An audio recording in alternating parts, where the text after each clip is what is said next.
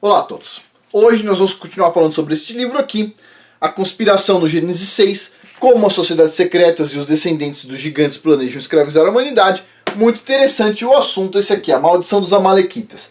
E esse assunto parece um assunto assim meio trivial, etc, tal, mas não, a gente vai entender muita coisa da Bíblia com o assunto de hoje, porque assim tem alguns links que eu nunca tinha percebido, achei muito interessante. Então vamos lá. Sim, e eu vou complementar uma parte que ele não colocou no livro aqui, com o livro de Jassar, que eu tenho aqui, certo? Uma parte, tenho ele inteiro aqui, junto com outros livros, né, neste livro aqui. E eu vou complementar para vocês entenderem outras coisas. Então vamos lá, o assunto é muito interessante. Antes de começar, eu estou fazendo a pré-divulgação do curso Aprenda a Criar Cursos Online. E assim, vocês sabem que eu já fiz um monte de curso aqui, todo mês eu apresento um curso novo, certo? E a ideia neste curso aqui é ensinar como é que se faz o curso para ensinar, para você ensinar o que você sabe, certo? Eu sei algumas coisas e eu ensino o que eu sei, né? E provavelmente muitas pessoas aqui têm coisa para ensinar, certo? As pessoas em geral falam assim, não, eu não tenho nada a ensinar. Você sabe costurar? Sei. Ok, então você já tem alguma coisa a ensinar. Você sabe fazer roupa? Sei. Ok, muitas pessoas não sabem e querem aprender. Você sabe fazer tricô, crochê? Você sabe ensinar matemática? Por exemplo, no curso aqui a gente vai falar sobre um caso de sucesso de uma matemática que vendeu mais de 1 milhão de cursos de matemática, certo? Dá pra fazer. Só que assim, a ideia do curso ela é mais pé no chão. Sempre tem assim os pontos que são fora da curva, né? São as pessoas que vendem muito curso. Eu vou explicar isso direitinho. Mas você não vai fazer um curso tal. Assim, a chance de você conseguir fazer um curso que vai vender 1 milhão de cursos é quase zero, ok? Vamos ser realistas. Mas dá pra fazer. Dá pra fazer pra ganhar um certo nível legal. Que dá pra, por exemplo, a pessoa se manter no campo. Isso é interessante. A ideia do curso não é deixar ninguém milionário. Não vai acontecer, certo? Acontece assim, por exemplo, jogador de futebol, né? Tem um monte que não ganha quase nada e um ou outro que ganha muito.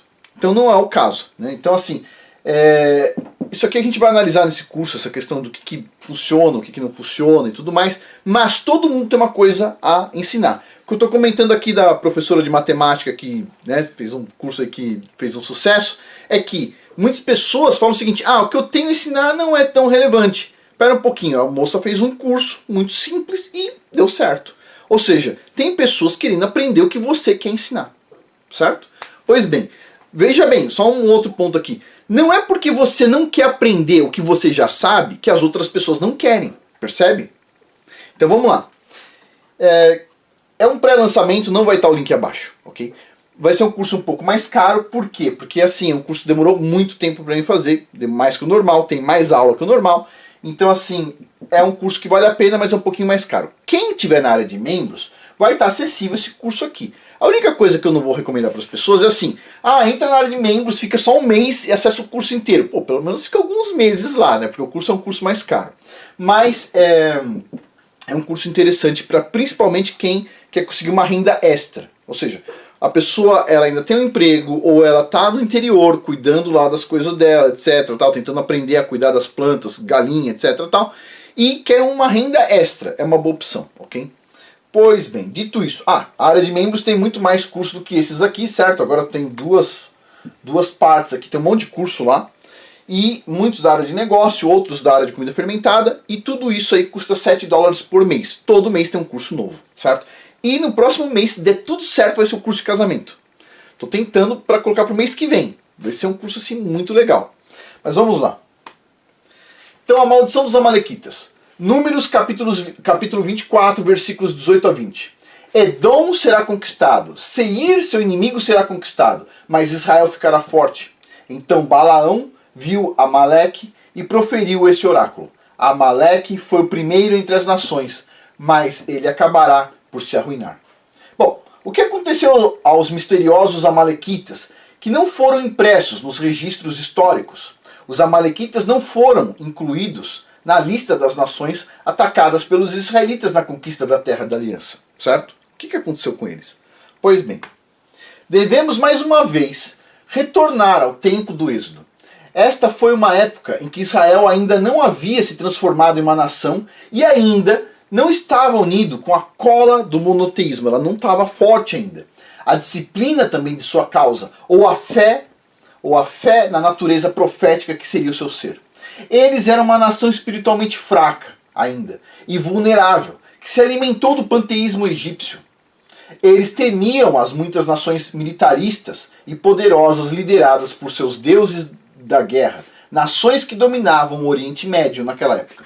Foi nesse período, muito vulnerável, que os israelitas encontraram os amalequitas pela primeira vez. Ou seja, ainda estava a nação meio que capenga e chega os amalequitas. Pois bem, os covardes amalequitas, estou usando as palavras que o autor do livro usou, ok? Os covardes amalequitas atacaram Israel sem justa causa ou aviso apropriado, com toda a fúria e poder que puderam reunir. Os israelitas estavam completamente despreparados para tal evento. Eles não eram, de forma alguma, um páreo militar para os amalequitas militares ferozes. Israel foi incapaz de vencer esse confronto por meio de seu esforço humano. Esta era uma incompatibilidade de proporções humanas gigantescas, prontas para uma matança. No entanto, Yahweh estava com Israel naquele dia, e o dia foi ganho para Israel. Enquanto Moisés manteve as mãos no ar, os israelitas prevaleceram. Mas quando Moisés se cansou e seus braços afundaram, desceram, certo? Os amalequitas prevaleceram. A batalha durou de sol a sol, diminuindo e fluindo, para frente e para trás, com ímpeto baseado na altura dos braços estendidos de Moisés, que tinha que manter os braços para cima. No final do dia, Moisés, com o apoio de Arão e Hur, manteve os braços erguidos por tempo suficiente para que os israelitas prevalecessem. Está lá em Êxodo, capítulo 7, versículos de 8 a 15. Certo? Então Moisés teve que manter os braços para o alto esse tempo todo, segurando, se eu não me engano, o cajado dele. Certo? Pois bem, está aqui a figura, uma ilustração. Então Moisés se manteve forte, com os braços para cima para os israelitas. Né? Eu acho que até, puxa vida, toda a história é linda. Né? Mas vamos lá, vamos continuar aqui. Não vou me desviar muito, porque tem muito assunto hoje. Mas por que os amalequitas se sentiram compelidos a atacar uma nação tão fraca e vulnerável? Ou seja, estavam andando ainda, eles não estavam militarizados nem nada. Se os amalequitas fossem um ramo puro da semente de Abraão por meio de Esaú, eles não tinham nada a temer dos israelitas, certo? Não tinha. Assim como os moabitas não precisaram temer, certo? E os amonitas, a gente já falou deles, e o restante dos edomitas não tinham nada a temer também, porque vinham de Abraão. Se os amalequitas não fossem uma nação Nephilim, Israel não os teria atacado pura e simplesmente. Ou seja, eu não teria que ter medo, certo? Os outros que não eram Nephilim, Israel não atacou. Da mesma forma que se eles não fossem Nephilim, não tinham problema nenhum. Mas adivinha, né? Os amalequitas eram vistos como as pessoas mais violentas e bélicas daquela época. De acordo com Joséfo, os amalequitas eram a nação mais guerreira daquela região. Eles eram agressivos e obcecados em levantar rumores e suspeita entre as outras nações daquela região a respeito de Israel. Os amalequitas espalharam rumores maldosos de que Israel pretendia destruir todas as outras nações daquela região, assim como fizera com os egípcios. Os amalequitas conseguiram persuadir seus vizinhos a guerrear contra Israel, antes que Israel tivesse a oportunidade de se estabelecer e reunir suas forças para evitar, então, que Israel se tornasse um oponente formidável. Eles pensaram o seguinte: bom, Israel está na fase inicial, eles estão ali meio desorganizados, etc, tal, não estão muito confiantes, é o momento dessa nação, né, gigante ir para cima deles e pum, né, é a visão dos caras lá, dos amalequitas. Pois bem, desde o início os amalequitas se alinharam como inimigos mortais dos israelitas e tentaram influenciar muitas outras nações a se unirem a eles. Isso não parece estranho? Pergunta o autor. Como aconteceu que uma potência tão grande, possivelmente a maior potência militar da época, depois do Egito e dos filisteus, teve tanto medo de um grupo maltrapilho de escravos? Ou seja, os caras acabam de sair do Egito todo detonado e os caras agora pegam as suas tropas e vão para cima. Olha só podemos responder a essa vontade odiosa de fazer guerra contra os israelitas de duas maneiras. A primeira resposta diz respeito aos rumores sobre os egípcios, que deviam estar circulando no mundo conhecido daquela época. Certamente as outras nações devem ter ouvido coisas terríveis sobre os eventos que tiraram o fôlego, né, e que dominaram então os egípcios. Então as outras nações podem ficar com medo, isso faz sentido. O povo do Oriente Médio deve ter se perguntado sobre a precisão e a autenticidade de tais contos. Aí é outro ponto. Então você pode imaginar que todo mundo ficou com medo, Mas, ao mesmo tempo, você pode imaginar o seguinte, espera um pouquinho. Será que todo mundo, ouvindo o que aconteceu no Egito, sem nenhuma filmagem nem nada, acreditaria naquilo? Aí pensando, olha só. Então eles teriam que pensar na autenticidade. Mas no final, ele diz aqui o autor, eu acho, o autor, difícil aceitar que esses vários grupos de pessoas realmente acreditavam que tais eventos milagrosos e incríveis realmente aconteceram. Teria sido muito mais fácil aceitar o quê? Que os egípcios simplesmente manejaram mal os escravos e perderam a propriedade dos israelitas por meio de incompetência. E quanto aos rumores dos grandes milagres e desastres que aconteceram aos egípcios, eram apenas, vamos supor, então, a visão de quem está ouvindo pela primeira vez, eram apenas contos para encobrir, né, o constrangimento dos egípcios para explicar como os poderosos egípcios poderiam ter sido derrotados por um grupo de escravos. Então, ou seja, imagina só, o cara não tem a nossa fé, o cara está lá separado, no outro povo, e de repente chega o rumor das pragas do Egito. Aí o cara, tipo assim, ok, os egípcios basicamente perderam os escravos, porque eles são os incompetentes, e agora estão contando história por aí. Pensa só, o que o cara pensaria? O cara não tem a nossa fé, não sabe de nada ainda, não tem Bíblia, não tem nada. Bom, é isso que ele coloca aqui. Então, será que eles ficariam realmente com medo? Ou eles pensariam assim, esses egípcios aí, estão contando umas histórias. Pois bem, não acredito, no entanto, que as nações rejeitaram totalmente os rumores. Claro que todo mundo fica com uma pulga atrás da orelha, não dá para rejeitar tudo. Certamente foi o que pesou em seus medos. Mas, se os temores pesassem tanto em suas mentes, que os escravos israelitas invocassem uma praga de desastres semelhantes sobre as suas nações, como fizeram com o Egito, certamente essas nações não teriam se alinhado contra os israelitas. Pensa só, opção 1, os caras ficaram com medo, certo? Dos israelitas, ok. Mas tem um outro ponto, espera um pouquinho, eles vão pensar, será que aquilo tudo foi verdade? Certo? Agora, se eles imaginavam que foi verdade, por que eles atacariam aquela nação que poderia jogar uma praga contra eles? Né? Então é isso que está colocando aqui. Então não dá para acreditar exatamente nisso. Deve ter havido algo mais, algo além disso. Uma segunda opção para o que estava inspirando os amalequitas e as outras nações à guerra contra Israel. Apenas os Néfilins e seus procriadores, os anjos da rebelião, incluindo demônios, poderiam ter enganado, inspirado tantas pessoas a desafiar Yahweh e o seu povo em face da destruição total. Apenas eles. Essas nações rebeldes devem ter brilhado com confiança sob a falsa proteção de seus falsos deuses e guerreiros Néfilins, que não ofereciam nada além de ilusões e falsas esperanças. As nações influenciadas pelos Néfilins, de fato, se uniram sob uma bandeira na guerra contra os israelitas, ao passo que as nações descendentes de Abraão, que exterminaram os Néfilins de seus territórios, né, exceto Amaleque, não travavam guerra contra Israel, ou seja, deixaram passar, tudo tranquilo, mas os amalequitas ali estavam gerando esses problemas todos. E, no entanto, a nação mais influenciada pelos Néfilins, os amalequitas, não engajou Israel na guerra, uma vez que Israel estava completamente preparado para a guerra, no momento da conquista. Embora eles fossem a nação mais equipada em incitar as outras nações a conspirar para a guerra contra os israelitas, isso não foi e não pode ter sido... isso não pode ser uma coincidência. Ou seja, na hora do vamos ver, quando os israelitas estavam prontos pro pau, os amalequitas ficaram quietos. Mas quando eles estavam fracos e desorganizados, eles caíram em cima, certo? Pois bem, são os covardes. Que é o termo que o autor do livro usa. Covardes. Ok? Mas vamos lá. Vai que tem alguma amalequita aí vendo, fica bravo. Vamos lá. Olha só. Nem foi por acaso que os amalequitas atacaram os israelitas pela primeira vez, quando eles eram os mais vulneráveis no início do Êxodo. Os covardes, palavra que ele usa nesse texto muitas vezes, amalequitas, sabiam que a melhor oportunidade para parar a nação do destino estava no começo, antes que os israelitas desenvolvessem a disciplina e as habilidades para a guerra.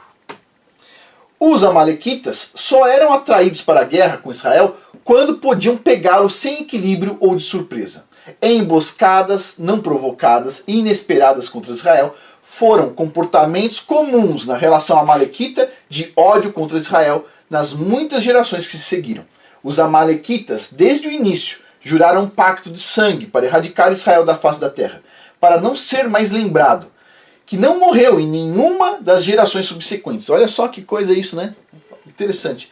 Pode-se supor que todas as nações dominadas pelos Néfilins fizeram um voto semelhante, pois havia muitas nações que se uniram contra Israel para assumir que este não era o caso. Cada uma dessas nações era inimiga das outras, até que Israel as uniu em uma causa comum, que no caso seria lutar contra eles, né? Só parar um pouquinho. Tem muito texto aqui, eu tô lendo um pouco para vocês aí, mas logo a gente já vai fazer um comentário sobre este livro aqui.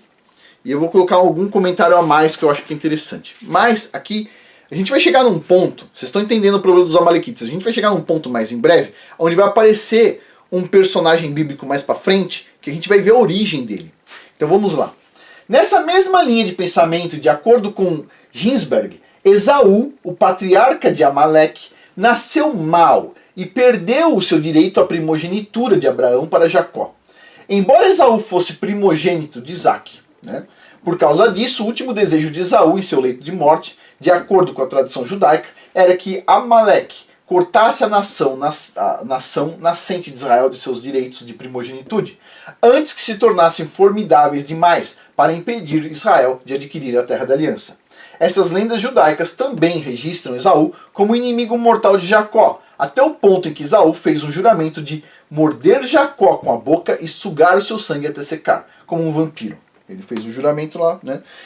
A Bíblia dá suporte a esse ódio de Esaú por Jacó, com as próprias palavras iradas de Esaú e com os conselhos de sua mãe para Jacó. A gente vai pegar aqui Gênesis 27, versículos de 36 a 41 e depois de 42 a 44.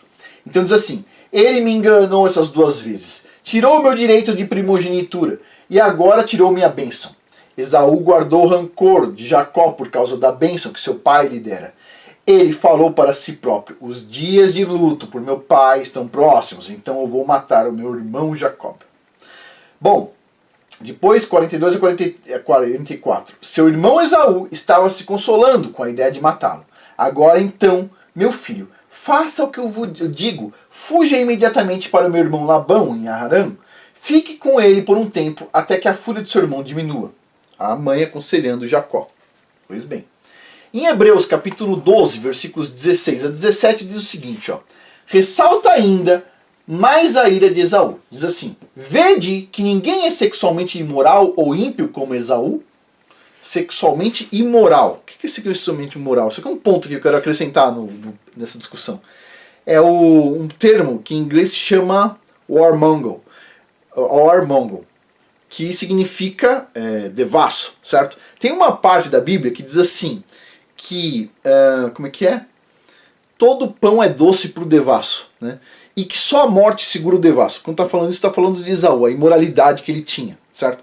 O devasso é aquela pessoa que, segundo a Bíblia, tem aquela questão assim, o cara pega uma diversidade de pessoas assim, e pra ele todo mundo tá da hora, ok? Tá tudo da hora, tem todos os problemas, tá da hora aqui, tá da hora ali, certo? E o que muitas pessoas depois vão conhecer essas pessoas na vida, e depois vão falar que os homens têm problema, etc, tal, ou as mulheres têm problema, são os devassos, são essas pessoas que têm esses problemas de imoralidade, como Esaú tinha, imoralidade sexual, certo? Bom, mas continuando aqui, uma hora eu estava ouvindo um estudo sobre isso, e é muito interessante. Uma hora a gente fala sobre isso. O warmonger, muito interessante. Como é que é? Todo pro devasso, todo pão é doce, né? Mas tudo bem, continuando aqui. Vede que ninguém é sexualmente imoral ou ímpio como Esaú, que por uma única refeição, olha só, uma única refeição, vendeu seus direitos de herança com o filho mais velho. Depois, como você sabe, quando ele quis herdar essa bênção, foi rejeitado. Ele não conseguia mudar de ideia, embora buscasse bênção com lágrimas. Alguém se pergunta então, se como este livro continua a afirmar, tem falado das transgressões sexuais de Esaú, ou seja, ele era um devasso, ele pegava qualquer coisa. Olha só, para criar mais néfilins, o quê? Na linhagem descendentes de Abraão, aos pecados sexuais dos anjos caídos que criaram néfilins. Ou seja, ele teve relação ali com a descendência dele, ele teve com os horitas. A gente vai ver já que são descendentes de néfilins. Ou seja, ele não se incomodava com quem era. Tá tudo certo, né? Olha só, certamente Esaú se casou com pelo menos 2 mulheres dos horeus, os horitas, / néfilins, Ada e Olibamá. E vários da posteridade de Esaú se casaram com Oreus também, com os Horitas, como Elifaz e Amaleque, que é Amaleque que vai dar origem a quem? Aos Amalequitas. E lembre-se, a gente já falou num dos vídeos aqui deste livro, que teve a Amalequita antes do dilúvio e depois teve a Amalequita depois do dilúvio, vindo de Esaú, de novo por causa dos Horitas, certo? A gente já falou sobre isso, mas vamos lá. Então tem dois Amaleque, um antes de Esaú, antes do dilúvio, antes de Abraão, e um depois de Esaú, descendente de Esaú. Dois Amalequitas, dois grupos que têm o mesmo nome, são diferentes, mas os dois têm semente, provavelmente Néfilim, segundo diz esse livro aqui. E a árvore genealógica descendente de Esaú estava inexplicavelmente entrelaçada e localizada com os Horitas de Seir na Tábua das Nações. Quando Jacó voltou a Padã Aram, Mesopotâmia, ele enviou um mensageiro à frente de sua caravana para apaziguar Esaú com presentes. Quando os mensageiros voltaram, eles informaram a Jacó que Esaú estava vindo para encontrar Jacó com 400 homens. Tipo assim, manda lá os presentes pro meu irmão, né? Vai estar com menos raiva agora, quem sabe, né? Então Esaú vai na direção do irmão Jacó, que ele queria matar, com 400 homens. Jacó então dividiu sua caravana em dois, por medo, no caso de Esaú vir atacar. Jacó então orou, salve-me, eu oro, salve-me, eu oro, das mãos do meu irmão Esaú, pois temo que ele venha e me ataque, e também as mães com seus filhos. O ódio contínuo parece diminuir de acordo com a Bíblia, pois quando Esaú e Jacó finalmente se encontraram, tudo parecia estar perdoado. Ou seja, Esaú saiu na fúria para matar Jacó com 400 homens, mas chegou lá, se acalmou por causa da oração. Mas não foi só isso. Segundo este livro aqui, a gente vai ler aqui, ó, o livro de Jassar, que está aqui dentro. Olha que interessante. Diz assim, aqui dá umas informações a mais, é outro livro. Então vamos lá. Está em inglês, eu vou ler aqui de uma forma corrida. Então diz assim, ó. Então, pessoal, a gente teve uma pequena interrupção, mas continuando aqui, livro de Jassar. Então diz assim aqui, ó. Olha só, o Criador Yahweh escutou as preces de Jacó naquele dia. E o Criador Yahweh salvou Jacó das mãos de Esaú. Ok?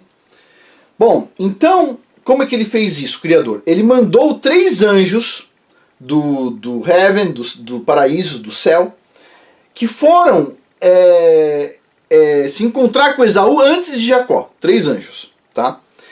Ok, esses 3 anjos apareciam para Esaú como se eles fossem 3.000 homens. Não, 2.000 homens, desculpa. 2.000 homens montados a cavalo, com todos os instrumentos de guerra nos seus cavalos. Os cavalos bem preparados. Ok. E eles apareceram, então, como um sinal para Esaú. Esses homens, antes de se encontrarem com Esaú, o equivalente a 2.000, se separou em 4 acampamentos de 500. Ok? 4 acampamentos. Com o seu... diz 4 acampamentos. Estou imaginando que é de 500. Pode ser 4 de 2.000, eu não tenho certeza. Mas diz que foram 4 acampamentos. Né? E diz assim, com os seus chefes. Cada acampamento, então, foi na direção de Esaú no seu tempo, certo? E encontraram Esaú com os seus 400 homens. Olha só, imagina uma tropa de cavalo preto, todo com a lataria em volta do cavalo, os caras todo bem preparados para a guerra, todo tipo de armamento, se encontrando com Esaú, ok. E eles foram em fúria, ok. Esaú, então, quando viu o primeiro acampamento, ficou alarmado e caiu do cavalo, certo? E os homens que estavam com ele se separaram, perderam a formação de guerra. Pois bem, então, um homem, o líder desse grupo, desse acampamento, vestido como homem de guerra, foi falar com Esaú. E ele disse o seguinte, nós somos servos de Jacó. Olha só, somos servos de Jacó, o qual é servo de Yahweh, do Criador. E quem pode ir contra ele? Uau! Então Esaú falou assim, Jacó, meu irmão, meu senhor. Hã? Meu irmão, meu senhor, que tinha acabado de cair do cavalo. Olha só, eu não vejo há mais de de 12 anos. Não, desculpa. 20 anos. Tô confundindo aqui. 20 anos. E você me trata dessa maneira? Tô indo ver meu irmãozinho. Eu não vejo ele há 20 anos. Você me trata dessa maneira, pô? Né? Pois bem. Então imagina só. Aí o anjo diz o seguinte, ó. Ok. Né? Você é irmão de Jacó, então não faremos nada contra você. Pode ir. Pronto. Mais para frente, o segundo acampamento vai na direção de Esaú. Mais um monte de... ele vê como se fossem pessoas militares, cavalos pretos chegando nele, certo? Cavalos chegando nele. Pois bem, tudo armado até os dentes. Pois bem. E aí, cheio todos os tipos de armas, diz aqui. Ok. E da mesma forma que aconteceu, o pessoal cercou Esaú com seus 400. Os caras dão uma volta e cercam Esaú. E vão lá perguntar, quem é você? Então, Esaú ficou aterrorizado e caiu do cavalo novamente. Então, eles foram lá, o chefe falou assim, nós somos servos de Jacó, o qual é servo de Yahweh. Quem pode ficar contra a gente? Então Esaú respondeu dizendo, Jacó? Jacó é o meu senhor, o meu irmão. Ó, e faz 20 anos que eu não vejo ele. Né? E é dessa maneira que vocês me tratam? Estou indo ver meu irmão. Pois bem. Então eles falaram para ele, ó, você está liberado. E aí nisso chegou a terceira caravana de militar, fez a mesma coisa, Esaú cai do cavalo, e acontece de novo pela quarta vez, e aí sim, segundo o livro de Jassar, diz assim, quando ele chega para encontrar Jacó, ele está tranquilo, vem aqui irmão, nós somos tudo amigo, tá tudo certo, eu trouxe esses 400 aqui só por nada, o pessoal queria te ver também, né? Mais ou menos isso, essa é a história. Mas vamos lá, isso é o que está contando no livro de Jassar, complementando aqui o que ele colocou aqui, que ele diz assim, que a Bíblia diz que Esaú foi ficando mais calmo até chegar lá e depois ficou amiguinho, tudo certinho. E o que o livro de Jassar complementa é, Esaú tomou 4 mega sustos, assim. Imagine só aquele monte de pessoas chegando em cavalos pretos, na verdade aquilo ali eram os anjos, né? Chega em cavalos pretos ali, todo armado até os dentes, e cerca os 400 de Esaú, assim, tipo, mas deve ter sido difícil. Mas vamos lá. No entanto, Esaú, de acordo com a lenda, prometeu matar Jacó após a morte de seu pai, Isaac, e Isaac ainda estava vivo quando Jacó voltou a Padã Arã. Quando eu digo aqui lenda, é porque tem os contos judaicos que acrescentam, que ele vai acrescentando aqui, certo? Pois bem, quando Isaac morreu, e Esaú e Jacó juntos enterraram Isaac em Mamre, perto de Kiriat Arba / Hebron, né? Então Esaú e Jacó estavam juntos ali. Algum tempo depois da morte de Isaac, as lendas articulam que Esaú trouxe um grande exército edomita e oreu. Um exército de Seir, que provavelmente incluía amalequitas para matar seu irmão Jacó e a toda a família de Jacó. Mas Esaú e 4 de seus filhos, Reuel, Jeush, Lotan e Corá, todos notáveis chefes oreus, foram mortos nessa batalha, segundo contam as lendas. Em Deuteronômio, capítulo 25, versículos 17 a 19, testifica, e em 1 Samuel, capítulo 15, versículos 2 a 3, apoia. Um testifica, outro apoia. O registro dos amalequitas atacando Israel durante o êxodo, quando Israel estava cansado e desgastado. Israel estava completamente vulnerável. Os amalequitas massacraram todos aqueles que ficaram para trás devido à exaustão, ou seja, os que estavam mais para trás eles iam pegando um por um. Os covardes amalequitas atacaram os fracos e atrasados, assim como fariam os animais espiritualmente impuros como as hienas. Os amalequitas travaram uma guerra desprezível de terror covarde antes de enfrentar os indefesos israelitas em uma batalha formal. As lendas judaicas, mais uma vez, fornecem um contexto intrigante para as táticas de guerra empregadas pelos amalequitas. Eles marcharam apressadamente para fora da terra de Seir para que fossem a primeira nação a declarar guerra a Israel. No início, eles permaneceram nas colinas fora do acampamento israelita, fingindo ser amigos e parentes de Israel. Os amalequitas chamavam os israelitas pelo nome, convidando-os a se misturar e a jantar com seus primos, antes de emboscar, assassinar e mutilar os cadáveres de todos aqueles que o fizeram, enquanto zombavam abertamente do pacto de Abraão com Isaac e Jacó. Ginsberg observa que os amalequitas atacaram como um enxame de gafanhotos. Seu propósito era sugar o sangue de Israel, antes de se tornarem fortes o suficiente. Pois bem, em Deuteronômio, capítulo 25, versículo 18, prossegue, observando que os amalequitas não demonstraram temor a Yahweh. Eles sentiam falso conforto e segurança por trás de seus falsos escudo de proteção oferecido a eles, por seus falsos deuses. Eles acreditavam que os seus deuses, entre aspas, certo? Eram superiores ao verdadeiro Elohim e acreditaram em todas as falsidades apesar do dilúvio. Eles continuaram a manter e nutrir sua fé nos anjos caídos, que salvaram o restante dos amalequitas do dilúvio. Os feiticeiros empregaram magia negra, quando atacaram Israel. E somente com a força de Yahweh os israelitas prevaleceram sobre a sua feitiçaria, testemunhado por Moisés e as suas mãos levantadas durante a batalha de um dia inteiro. Por fim, os covardes amalequitas reuniram coragem suficiente para desafiar os israelitas para uma batalha bilateral declarada formalmente. No Antigo Testamento, isso foi considerado como um ato maligno de selvageria, porque os israelitas não eram treinados na arte da guerra ainda.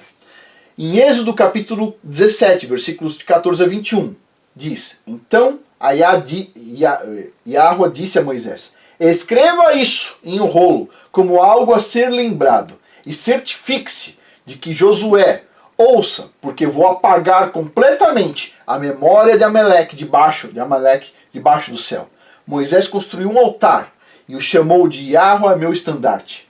Ele disse: porque não foram levantadas ao trono de Yahweh. Mãos foram levantadas ao trono de Yahweh. E Yahweh estará em guerra contra os amalequitas de geração em geração. Bom, ou seja, naquele caso de Moisés segurando o cajado dele com as mãos para cima durante toda essa guerra. Né? Só um minutinho, pessoal. Pessoal, desculpa essa segunda interrupção, vamos lá. Deuteronômio capítulo 25, versículos 17 a 19, diz o seguinte: Lembre-se do que os amalequitas fizeram com você ao longo do caminho, quando você saiu do Egito. Quando você estava cansado e esgotado, eles o encontraram em sua jornada e cortaram todos os que estavam ficando para trás. Eles não temiam Yahweh. Quando Yahweh, seu Elohim, lhe der descanso de todos os inimigos ao redor da terra que ele está lhe dando para possuir como herança, você apagará a memória dos amalequitas debaixo do céu. Não se esqueça. Em 1 Samuel, capítulo 15, versículos 2 a 3, olha só.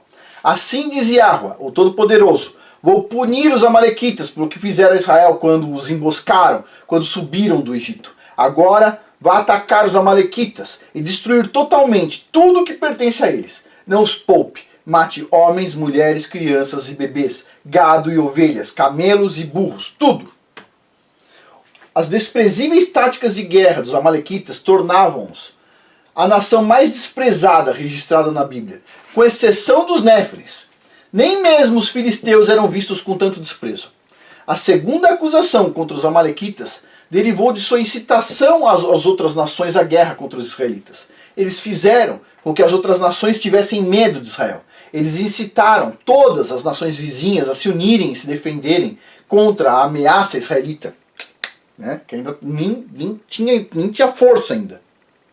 Destruindo totalmente Israel com a guerra. Essa era a ideia deles. Joséfo nos conta que os amalequitas informaram as outras nações que Israel estava à espreita, apenas para arruiná-los posteriormente. Os amalequitas disseram que todos deveriam se unir para destruir aqueles estrangeiros antes que eles tivessem tempo suficiente para reunir forças. Isso então traz em perspectiva passagens estranhas dos Salmos, onde diz o seguinte nos Salmos. Salmo 83, versículos de 2 a 8.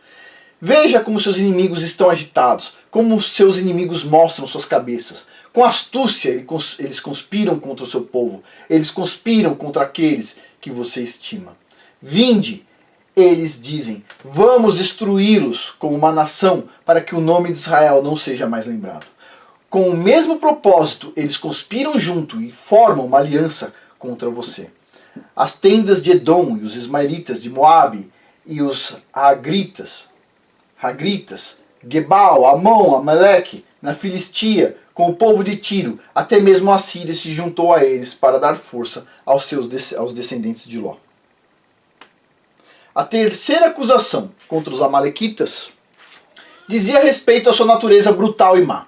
Josefos registrou os amalequitas como os maiores guerreiros de todas as nações, traçando um paralelo, mais uma vez, com as tendências guerreiras dos Néfilins. A brutalidade amalequita também foi confirmada em 1 Samuel, onde Amaleque foi registrado como uma nação cruel e sanguinária que tinha um viés peculiar em seu juramento de sangue contra Israel. Esse juramento de destruir Israel foi ainda mais sublinhado por Josefo, que citou muitas passagens bíblicas que apoiavam a sua conclusão.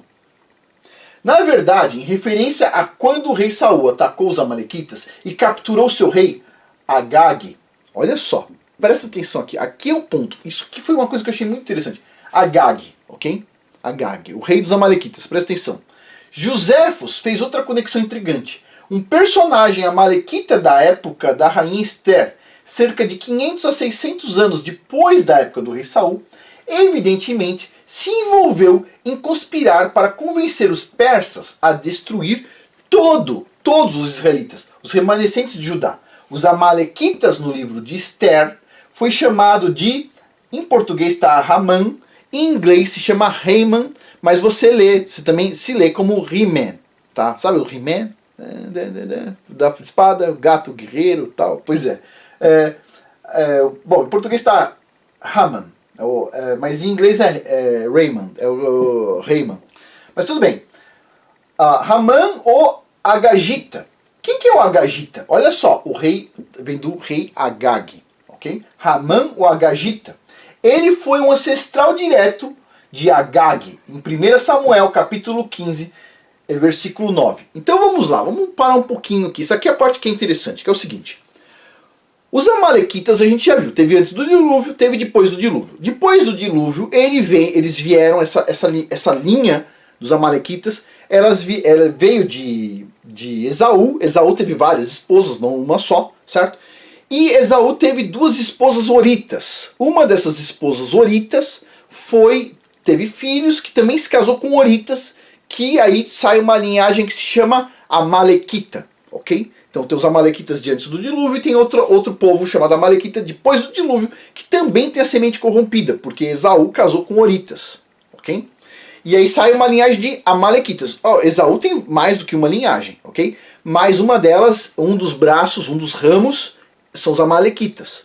Ok, então o Criador dá uma instrução simples para o rei Saul. Você vai lá, vai pegar todos os amalequitas.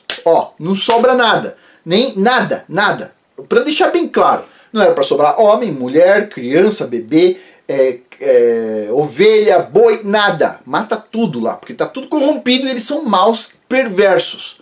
Se o rei Saul tivesse feito tudo perfeitamente, bom, vocês vão ver o que não teria acontecido. Ele não fez. O que o rei Saul fez? Ele deixou separado as melhores ovelhas e ele deixou separado o rei, só o rei. Matou tudo o resto, só deixou o rei, certo? Que era esse cara aqui, Agag. Só que o que acontece? Alguns dias depois, veio o profeta Samuel falar com o rei Saul. E o profeta Samuel diz o seguinte: Yahweh disse para você não deixar sobrar nada, e você deixou. E aí o Saul diz assim: eu deixei o rei e deixei as ovelhas.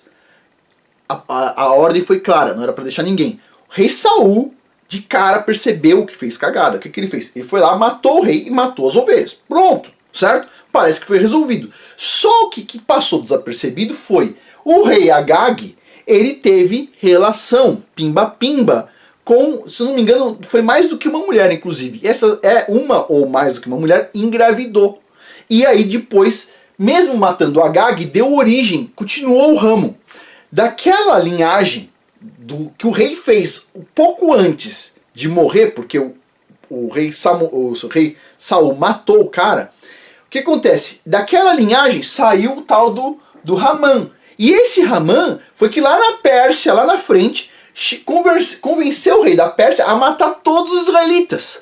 Colocar uma ordem para matar todos os israelitas. Ou seja, por causa de um erro desse tamanho, desse tamanho aqui, tipo assim, aconteceu uma coisa gigante mais para frente. Mas qual é o problema? O problema que o rei Saul teve, e que todo mundo tem, é uma coisa muito simples, ok? O Criador, ele é perfeito e ele sabe tudo. Tudo! Ele não sabe quase tudo, ele sabe tudo, ok? Nós aqui pensamos o seguinte, não, mas eu tô aqui no dia a dia e eu sei o que é bom nesse momento aqui. Porque o Criador falou assim de forma geral, as pessoas pensam, mas eu tô aqui no específico e eu cheguei à conclusão que vou fazer um pouquinho diferente, vou só separar o rei e as ovelhas. Deu o que deu, certo? As pessoas, elas não gostam de ouvir o Criador. O Criador diz assim, olha, tal coisa tá certo, tal coisa não está certo. A pessoa diz, mas aqui naquela época, por exemplo, o Criador diz assim, não pode comer porco. A pessoa diz, mas naquela época os porcos eram sujos, hoje em dia eles são criados em cima do concreto. Ok? Então não são mais sujos. Então você agora pode comer à vontade, as pessoas dizem. Está errado. O Criador, ele sabe exatamente tudo. As pessoas não entendem isso. Elas querem ser igual o rei Saul nesse caso. Foi um erro. Ainda assim, o rei Saul ouviu a repreensão e se corrigiu imediatamente. Só que passou. Né? Passou uma coisa desse tamanho que depois ficou desse tamanho. Certo? Passou o boi, passou a boiada. Infelizmente é isso. Agora, e sim, os israelitas tiveram que pagar por isso, por causa de um erro desse tamanho aqui, certo? O Criador já sabia. O rei Saul, o que ele teve dificuldade de entender? Ele teve dificuldade de entender que o Criador é específico. Se ele falou, isso não pode, acabou, você não tem discussão. Você não gostou? Azar o seu, ok? Vai lá, se você quiser, faz, se ferra, ok? Agora, se ele falar assim, isso pode. Se ele disse pode, significa pode. Mas hoje, nos dias de hoje não é legal. Não é legal? Who cares? Ok? Quem liga? Ok? Pois bem, por quê? Porque tudo que o Criador fala é perfeito. Ponto. Dito isso, continuando aqui. Vamos lá. Então, já falamos aqui do Agag.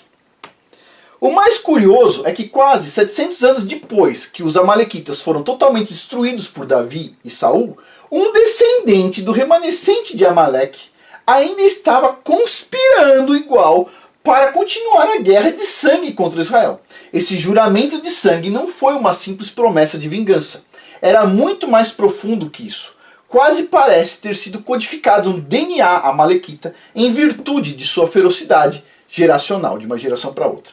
O que simplesmente não pode ser argumentado é que tal rivalidade sangrenta obsessiva poderia ter sido patrocinada por uma simples antipatia com uma nação, patrocinando esse ódio que continuamente é mantido fervendo dentro de sua linhagem até hoje.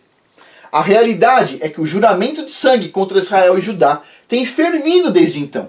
As brasas do ódio foram atiçadas inúmeras vezes ao longo dos milênios, fervendo a rivalidade com genocídio e holocausto por pessoas como os assírios, babilônios, romanos, várias nações cristãs e muçulmanas corrompidas. Não todas, mas as corrompidas, que foram corrompidas por essas ideias aí. E é claro, a gente não pode esquecer dos nazistas, como diz aqui. Certo? Diz o autor. O ódio amalequita e a dedicação para limpar Israel e Judá da memória serão mais uma vez alimentados nos últimos dias, nos últimos tempos que a gente está vivendo aparentemente. Pelo que eu penso, a gente está nesse período estranho. Contra Israel, Judá, e ele inclui cristãos e muçulmanos, pela Babilônia do tempo do fim, o governo mundial e o anticristo, pelos descendentes e aspirantes a descendentes das nações Néfilins.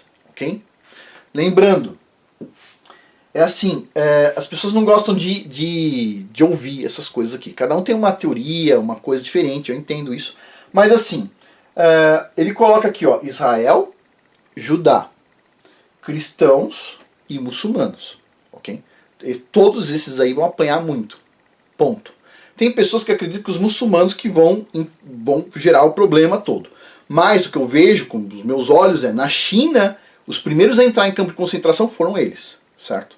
Então assim, acho que a gente precisa ter um pouco de discernimento. Certo? De ver as coisas como elas são.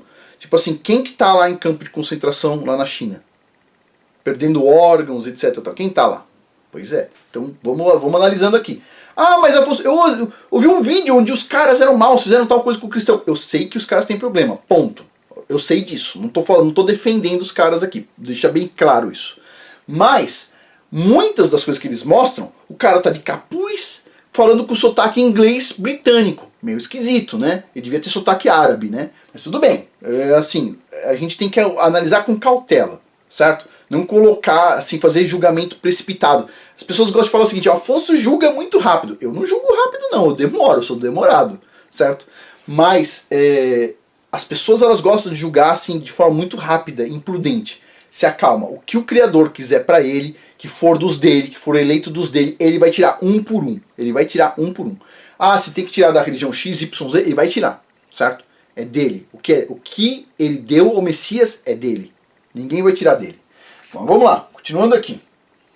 Com as acusações apresentadas e o veredicto de culpado, restou apenas o julgamento divino para os crimes. A frase proclamada foi clara e simples. A nação dos amalequitas foi condenada à destruição total. Amaleque estava para se arruinar. Esta violenta e bárbara nação de guerra não deveria receber a graça de qualquer misericórdia ou simpatia. Esta foi a consequência justa e trágica por se alinhar com forças enraizadas em mentiras e trevas. Mas a ruína não foi suficiente para os crimes cometidos contra Yahweh e Israel. Amaleque teve que ser um exemplo para todas as gerações que se seguiram a desta era. Israel foi nomeado carrasco de Amaleque, o que era uma recompensa justa pelos crimes cometidos contra ela. Israel foi ordenada para apagar a memória de Amaleque debaixo do céu. O julgamento foi justo, em proporções exatas aos crimes cometidos. O que Amaleque se esforçou para fazer em uma aliança com seus vizinhos foi destruí-los como nação, destruir Israel como nação, para que o nome de Israel não fosse mais lembrado. Está lá em Salmo 83, versículo 4, a gente leu. O julgamento pronunciado por Yahweh foi proporcional ao crime perpetrado por Amaleque contra Israel, nem mais nem menos. A acusação contra Amaleque de apagar a memória da nação debaixo do céu se estendeu a todas as nações néfilins do Oriente Médio. Somente as nações néfilins se opuseram originalmente a Israel na guerra, e foi Amaleque quem incitou seus irmãos, as nações infestadas por néfilins, à guerra contra Israel. A passagem citada do Salmo une as acusações e punições dos amalequitas e de todas as nações néfilins alinhadas aos amalequitas, aqueles que juraram destruir Israel como nação, para que o nome de Israel não fosse mais lembrado. Todos os gigantes deveriam ser exterminados, então. E a gente para por aqui. No próximo episódio aqui do livro, está aqui do lado, nós vamos falar sobre o rei Saul e o rei Davi. Pois bem, pessoal, a gente vai terminar logo essa parte de guerras. Mas assim, ela é interessante no sentido de que permite a gente fazer algumas conexões na Bíblia, coisas que a gente não percebe. Por exemplo, uma coisa que me deixou assim horrorizado foi essa conexão do Ramã, que tentou exterminar os israelitas, com o rei que o rei Saul deixou viver.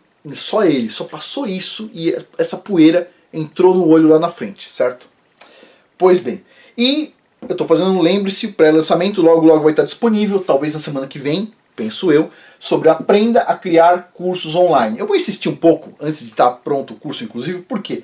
Porque muitas pessoas, elas pensam o seguinte: o Afonso, por exemplo, ele sabe ensinar tal coisa, mas eu não sei, cada um sabe ensinar uma coisa. Às vezes, eu assisto vídeos do pessoal plantando mandioca, chuchu, coisas que eu não sei fazer, não sabia, né, porque agora eu já sei.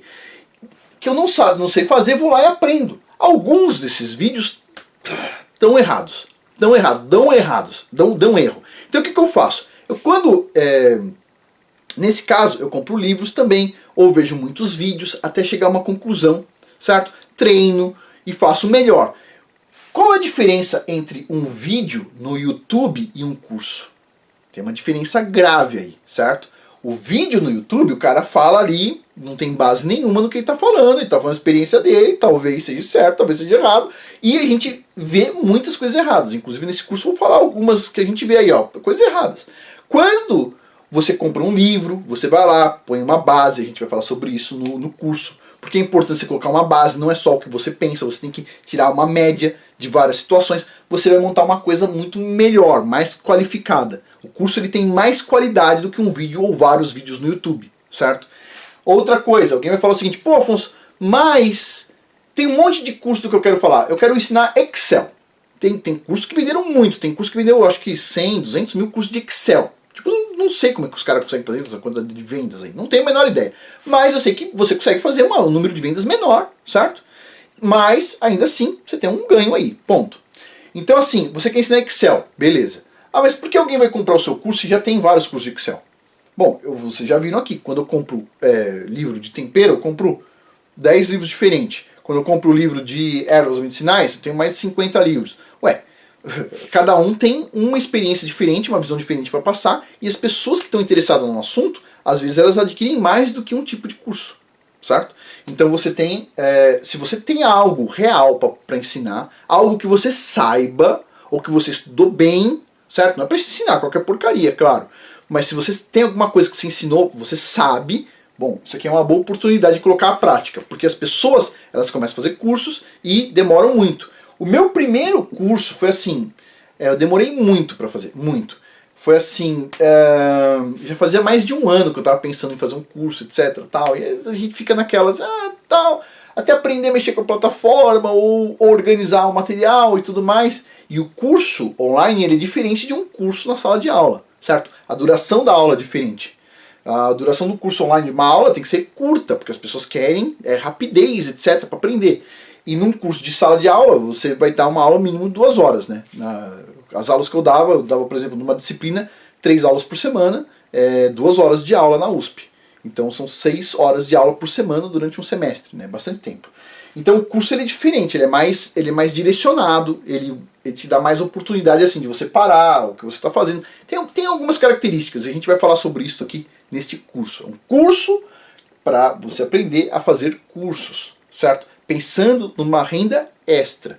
Quem está indo para o campo, já vou avisar aqui, se você está pensando em ganhar dinheiro vendendo ovo, já te aviso, não vai rolar. Se você está pensando em ganhar dinheiro vendendo galinha, olha pessoal, é difícil pra caramba, certo? Então assim, é uma oportunidade de você fazer alguma coisa, você pode estar numa área rural, você pode estar fazendo um curso, ensinando o que você sabe, o que você está aprendendo, certo? A partir do momento que você gosta de aprender, você vai ter prazer também em ensinar. Isso é ótimo.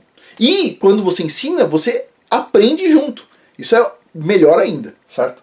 Pois bem, e assim, esse curso vai ser um curso mais caro, né? E assim, talvez muitas pessoas se interessem em se inscrever na área de membros só por causa desse curso. Pessoal, quem se inscrever só por causa desse curso, não fica um mês só e sai fora, certo? Porque esse curso aqui vai ser um pouquinho mais caro, porque eu trabalho pra caramba pra fazer. E assim, eu acho que vale a pena, eu acho que é um curso importante para quem estiver disposto a ligar uma câmera. O que eu estou fazendo aqui? Tem a televisão aqui, tem um computador bem aqui, embaixo, certo? Acho que todo mundo já percebeu, tem um computador aqui, ó, ligado na televisão, certo? E tem uma câmera, simples, certo? Tem uma lâmpada ali também. Então assim, é uma coisa que você consegue fazer, às vezes você consegue fazer na cozinha, né? Tem pessoas que querem ensinar, por exemplo, a fazer bolo, etc, tal. Então, dá para você discutir várias coisas, é interessante. Agora, quem tiver interesse em mais do que um curso, por exemplo, tem cursos aqui complementares interessantes. Por exemplo, a arte dos preços, a diferença entre o lucro e o prejuízo. Muito interessante. Tem cursos da área de negócio que complementam, e esses cursos todos você consegue acessar na área de membros. Custa $7 por mês. Você acessa todos os cursos durante o mês que você está lá. Esses cursos aqui e mais esses aqui também. E todo mês tem um curso novo. No próximo mês, tipo assim, eu tô correndo para conseguir pôr pro próximo mês também, tô fazendo em paralelo aqui, tá quase lá, fazer o curso de casamento. Vai ser um curso importante, e no próximo mês, quando eu for lançar o curso de casamento, eu vou dar mais ênfase a vídeos falando sobre casamento. Vai ser legal pra caramba, ok? Bom, pessoal, por hoje é isso. Muito obrigado a todos aí pela atenção. Até mais.